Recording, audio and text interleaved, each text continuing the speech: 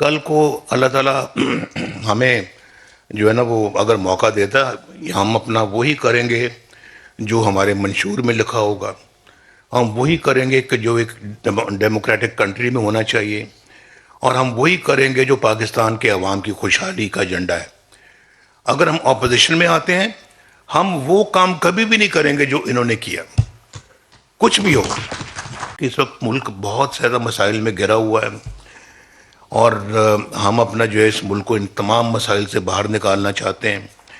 اور یہ اگر اللہ تعالیٰ نے ہمیں یہ ذمہ داری دی تو یقیناً سب سے زیادہ یہ ہم ان چیزوں کی طرف توجہ دیں گے.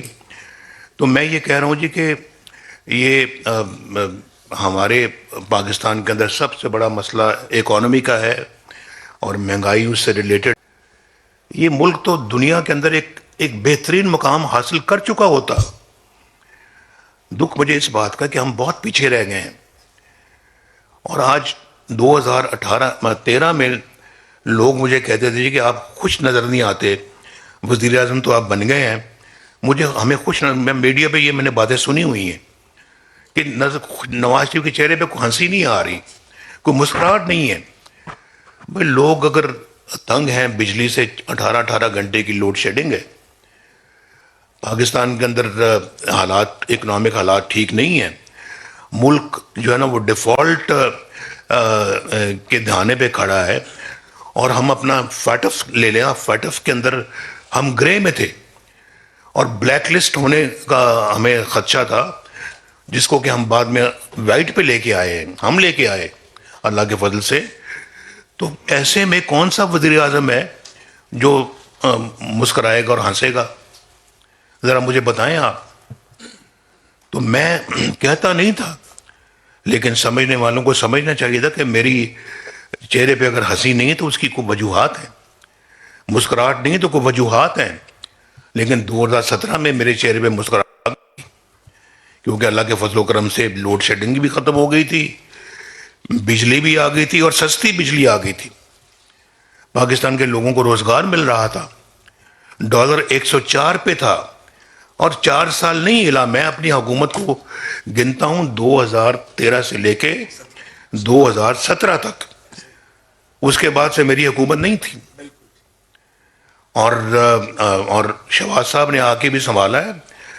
مجھے شہباز صاحب کو معلوم ہے, یہ خواجہ سعد رفیق کو معلوم, ڈار صاحب کو معلوم ہے, آسن اقبال کو معلوم ہے, جتنے بھی پرویز رشید صاحب کو معلوم ہے, یہ سب بیٹھے ہوئے تھے لندن میں. میں نے کہا شہباز صاحب گورنمنٹ نہ لو, اور اگر لے لیے تو خط چھوڑ دو, بیٹھے ہیں سب.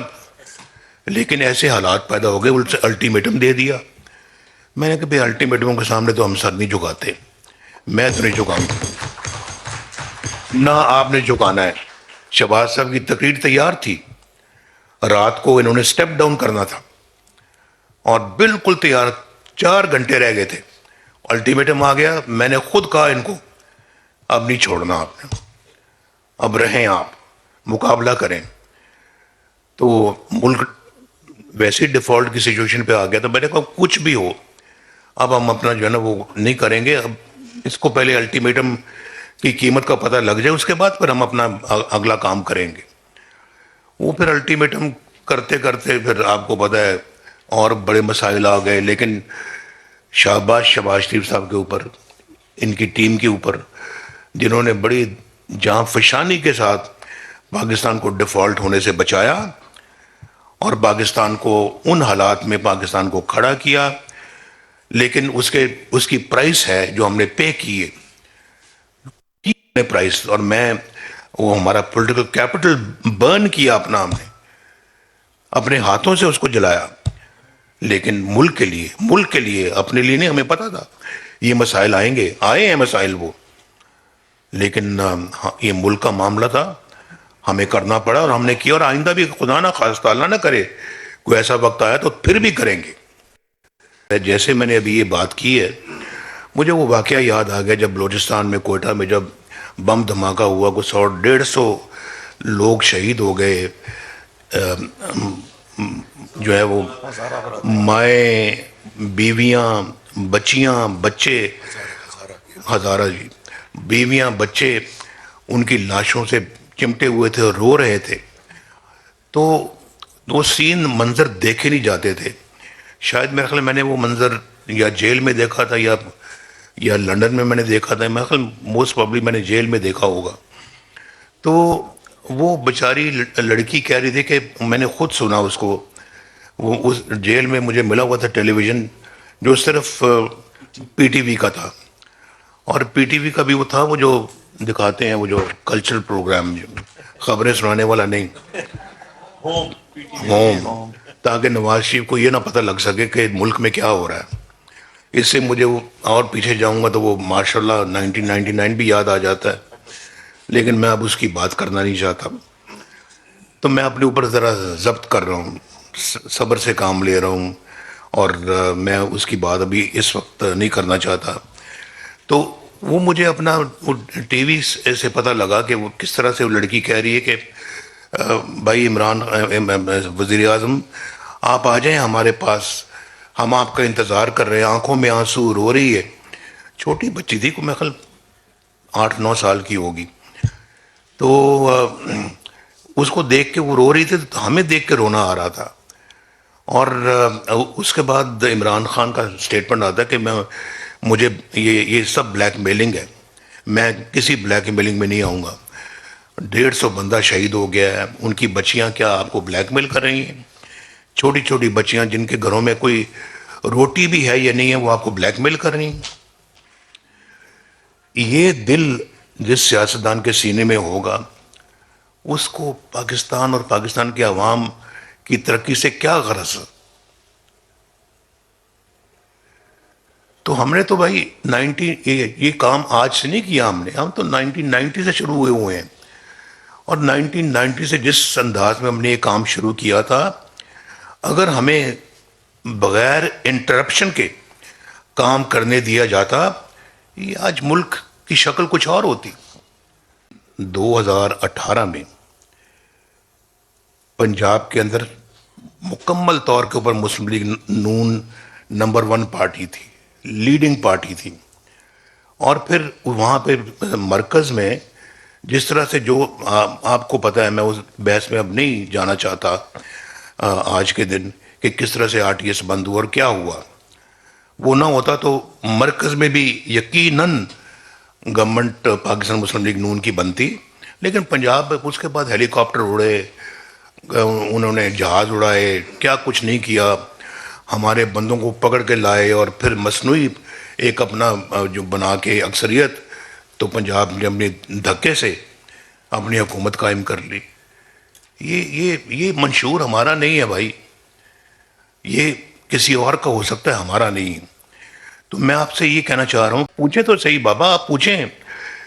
بڑی حکومتیں آئی ہیں, اس کی بھی حکومت آئی ہے. میں تو اب چلیں, ابھی پچھلی حکومتوں کو آپ بعد میں پوچھ لینا. اس کو آج پوچھیں کہ تم نے اپنے 4 سالوں میں کیا کیا ہے. ایک منصوبہ بتا دو یار, ایک منصوبہ, اس پہ انگلی رکھو, یہ ہمارا منصوبہ ہے. کیا منصوبہ؟ آپ نے مہنگائی کر کے غریب کی کمر توڑ دی, بجلی آپ نے مہنگی کر دی. میرے زمانے میں تو کوئی مہنگائی نہیں تھی, جب 2017 میں کوئی مہنگائی نہیں تھی. مہنگائی بعد میں ہوئی ہے, ان کے 4 سالوں میں ہوئی ہے. یہ سب کو سمجھنا چاہیے, اس بات کو سمجھنا چاہیے. میں کل کسانوں کو بھی کہہ رہا تھا, میں نے کہا میرے زمانے میں جو 2,500 روپے تھی اپنا کھاد, یہ 1,400 روپے کھاد تھی, 2,500 روپے ڈی اے پی تھی, اور ٹریکٹر 9 لاکھ روپے کا تھا, 9 لاکھ روپے کا. آج 38 لاکھ روپے کا. پہلے تو آپ چھوٹی سزوکی گاڑی بھی خرید لیتے تھے, ہونڈا بھی خرید لیتے تھے, یہ ٹویوٹا بھی خرید لیتے تھے. آج کتنے لوگ خرید سکتے ہیں آج ہونڈا اور یہ ٹویوٹا اور دوسری گاڑیاں؟ کوئی, بڑے کم رہ گئے ہیں. جو میرے زمانے میں 20-20 لاکھ روپے کی جو گاڑیاں تھیں, آج 1-1 کروڑ کے قریب پہنچ گئی ہیں. غریب آدمی, میں دیکھ رہا ہوتا ہوں کئی بیچارے موٹر سائیکل پہ جا رہے ہوتے ہیں, آگے بھی ایک بچہ بیٹھا ہوتا ہے, بندہ گاڑی موٹر سائیکل چلا رہا ہوتا ہے, اس کے بعد اس کے پیچھے اس کی بیگم ہوتی ہے, بیگم کے پیچھے 2 بچے بیٹھے ہوتے ہیں, بیچ میں ایک آدھ اور بھی ہوتا ہے. بھائی لوگ کہتے ہیں یہ کیا, کئی لوگ کہتے ہیں انہوں نے کیا پورا خاندان بٹھایا ہوا ہے, کیا ضرورت ہے ان کو ایسا کرنے کی. بھائی مجبوری بھی ہے، وہ بیچارے انہیں کہیں جانا ہوتا تو رکشہ مہنگا ہے، ٹیکسی مہنگی ہے، دوسری سواریاں مہنگی ہیں، تو وہ نہیں پے کر سکتے. کسی سے ضروری جانا پڑتا ہے تو بچوں کو ساتھ، چھوٹے بچے تو ساتھ لے کر جانا پڑتا ہے، اور کوئی سواری نہیں ہے.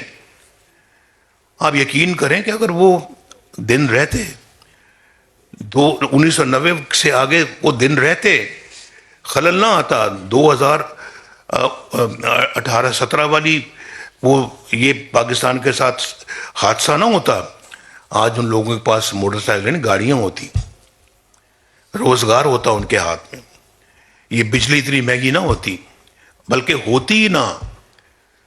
ہمارے زمانے میں تو کوئی بجلی کی شکایت نہیں تھی، 2017 میں کوئی شکایت نہیں تھی، لوگ خوش تھے کہ فیکٹریاں بھی چل پڑی ہیں، گھروں میں بھی بجلی آ رہی ہے، چولہے بھی جل رہے ہیں، کھانا بھی پک رہا ہے، سب کچھ ٹھیک ہے. اور ہم خوش تھے کہ ہم نے قوم کی خدمت کی ہے. تو کیا کیا انہوں نے؟ ہماری موٹر ویز کے اوپر تو صرف کاریں نہیں چلتی، کاریں نہیں چلتی، صرف ایئر فورس کے جہاز اترتے ہیں اور ٹیک آف کرتے ہیں.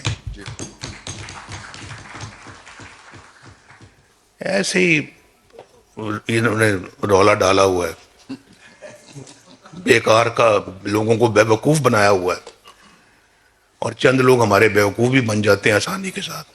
اور سب سے زیادہ آسانی کے ساتھ ہمارے چند لوگ، میں سب کی بات نہیں کرتا، خیبر پختونخوا کے بنتے ہیں. یہ بیماری ادھر سے آئی ہے، اور ان کو سمجھنا چاہیے کہ انہوں نے کس طرح کا بندہ جو ہے وہ اس کو موقع دیا. ہم نے تو مولانا فضل الرحمان کے ساتھ کہا مل کے کہ ہم نہیں بھائی، ہم نہیں بناتے. میرا خیال ہے کہ وہ شاید ممکن ہے، مجھے آج لگتا ہے کہ جیسے وہ ہم نے غلط فیصلہ کیا تھا، آنے ہی نہیں دینا چاہیے تھا. نہ ہوتا بانس نہ بانسری بنتی.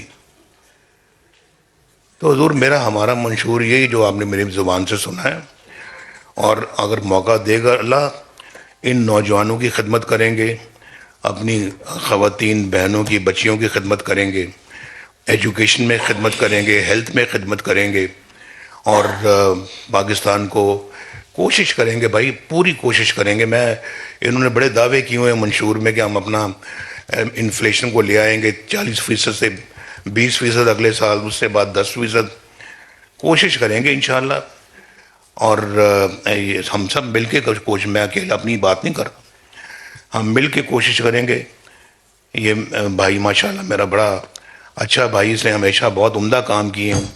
اور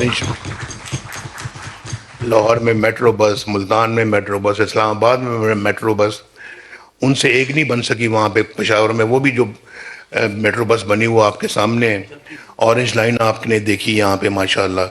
یہ اورنج لائنیں آج پنجاب کے اور پاکستان کے ہر شہر میں ہوتی اگر یہ خلل نہ پڑتا. ہم نے خود اپنے پاؤں پہ کلہاڑی ماری ہے، خود ماری ہے. یہ میرے دوست بیٹھے ہوئے ہیں فرنٹ لائن میں، یہ سب میری باتوں کو سن دل میں کہتے ہوں گے نواز شریف کہہ ٹھیک رہا. میرا دل مان رہا ہے کہ آپ یہ کہہ رہے ہوں گے. چارٹر آف ڈیموکریسی کی بہت خلاف ورزیاں ہو رہی تھیں، ہم نے اس کو بھی برداشت کیا.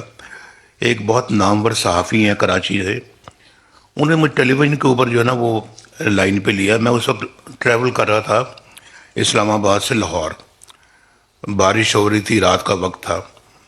مجھے کہنے لگے جی کہ آپ اب اس حکومت کے خلاف کب لانگ مارچ کریں گے؟ اس حکومت نے تو پاکستان کا بہت برا حال کر دیا، تو کب لانگ مارچ کریں گے، کب اس کو ختم کریں گے؟ میں نے کہا میں اپوزیشن لیڈر ہوں، میں نے کبھی نہیں کہا کہ میں اس حکومت کو ختم کرنے کے لیے لانگ مارچ کروں گا. تو میں کیوں لانگ مارچ کروں؟ میرے منشور میں نہیں ہے اس طرح لانگ مارچ کر کے حکومتوں کو ختم کرنا. مولانا فضل الرحمان صاحب میرے پاس آئے 2013 میں کے فوراً بعد کہ نواز شریف صاحب، ہم اس وقت KPK میں اپنی گورنمنٹ بنا سکتے ہیں، آپ اور ہم مل کر. عددی اعتبار سے وہ زیادہ ہے، لہٰذا ہمیں ایسا کوئی کام نہیں کرنا چاہیے جس سے کل کو یہ کہا جائے کہ ہم نے ان کی حکومت نہیں بننے دی. انہوں نے میری بات مان لی، ان کی بڑی مہربانی، بہت ان کا شکریہ.